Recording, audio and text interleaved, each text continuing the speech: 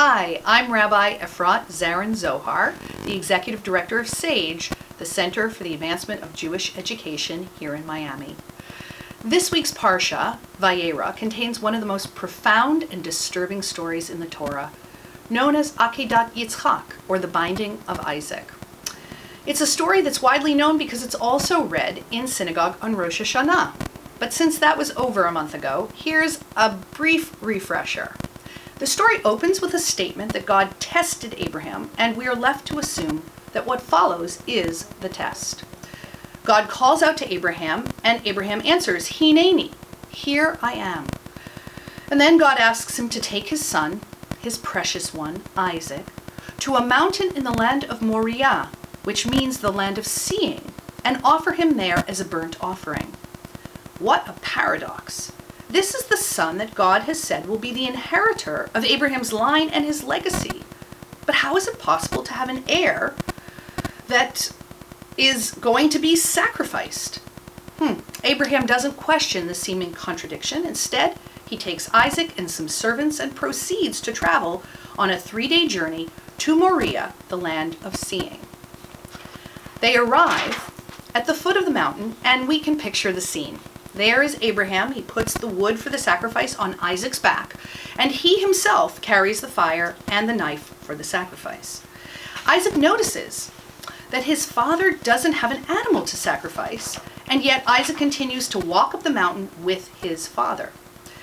At the top of the mountain, Abraham binds Isaac with ropes, lays him down on the altar on top of the wood that Isaac had carried, and at the climactic last moment, Abraham's about to sacrifice Isaac when an angel of God calls to him and asks him to stop.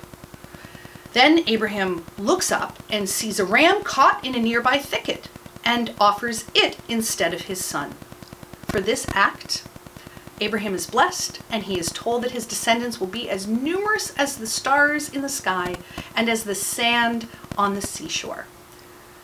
Now, in the past, this story was interpreted as a lesson to all of humankind that our God does not desire human sacrifice, in contrast to paganism. But today, what can we learn from this story for ourselves and our own lives in these very non-biblical times? Well, Rabbi Shefa Gold provides a beautiful poem that contains deep insight, telling us how we might be able to understand this story today. After all these things, God tested Abraham. God tested Abraham, calling to him. And Abraham said, Hineni, here I am. Even after all we have been through, still each of us is tested. Through trial, we are called into our power, our potential, our compassion, and our vulnerability. We are called to expand beyond our rigid beliefs in order to embrace paradox. Hineni, here I am.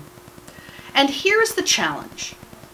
Take what is precious to you, what you've been counting on, what you have held impervious to the forces of change, even that, your bottom line, and lift it up as your offering. And here's the paradox I must embrace. I have God's promise of wholeness, continuity, meaning, connection, and prosperity. And then I am called by life's challenges. Illness, divorce, the death of my loved ones, the loss of fortune and meaning.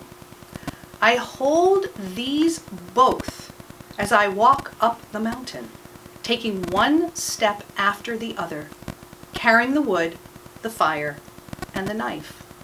With each step, I say, Hineni, here I am. Here I am, not knowing. Here I am, walking in the mystery, expanding to embrace this paradox, trembling before the awesome contradiction of my faith and my suffering. Hineni, the first challenge is just showing up, being completely present to receive whatever life has to offer me. Blessing, loss, praise, blame. Carrying the wood, the fire, the knife, only God will see the ram. There at the peak of Mount Moriah, the mountain of seeing, I offer everything. I finally surrender. I admit that I don't really know or see how all of this will work out. But still I say, Hineni. And that's when it happens. The power of my complete presence calls forth God's presence. Against all odds, a ram appears in the thicket. And by some unimagined miracle, I survive the vicissitudes of being human and even thrive, sparkling on as the stars of the sky. And like the sand of the shore, I am touched again and again by the infinite ocean. And when it's time to come down that mountain, I must become a blessing. Even with my scars, my doubts, and all of my questions, I breathe in blessing and breathe it out, even when that blessing is difficult or unfathomable. To be a blessing means to know in my bones the absolute truth of the goodness of life, no matter what. To be a blessing is to shine that simple truth into the world. Thank you very much. Shabbat Shalom.